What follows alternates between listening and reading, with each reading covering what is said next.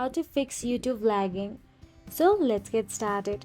First thing first, check your internet connection. Ensure you have a stable and fast internet connection. Slow or fluctuating internet speeds can cause videos to buffer or lag. You can check your internet speed using websites like speedtest.net or fast.com as well.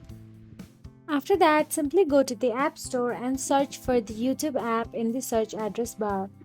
Now all you have to do is tap on the search icon available in the bottom right corner. Now tap on the search address bar and search for the YouTube. Now once the YouTube is loaded, you can see the update icon available right next to it. If there is an update icon available, simply update your YouTube and wait for it to be updated.